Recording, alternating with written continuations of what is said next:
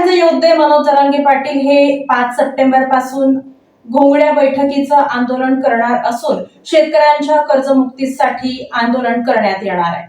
शेतकऱ्यांच्या कर्जमुक्तीसाठी आम्ही आंदोलनं हाती घेतली आहेत। सरकार कसं शेतकऱ्यांना कर्जमुक्ती देणार नाही हे आम्ही पाहतोच। राज्यभरात 5 सप्टेंबर पासून घोंगडी बैठक घेऊन आंदोलनाबाबत पुढील निर्णय घेणार असल्याची माहिती मराठा आंदोलक मनोज जरांगे पाटील यांनी अंतरवाली सराठी येथे दिली आहे। जरांगे पाटील म्हणाले की सरकार तात्पुरती घोषणा करून कपडे वाटप करून लोकांना विकत घेतय का? शेतकरी देखील आमचाच आहे, सरकार मात्र लक्ष द्यायला तयार नाहीये।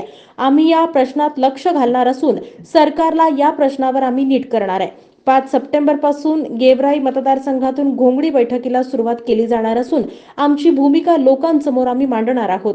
सगळ्या समाजाचे प्रश्न आणि शेतकऱ्यांच्या प्रश्नांवर जास्त ताकद लावणार असून घोंगडी बैठकीचा समारोप कुठे करायचा याबाबत आम्ही समाजाची भूमिका जाणून घेऊ, असंही मनोज जरांगे पाटील यांनी बोलताना म्हटलंय।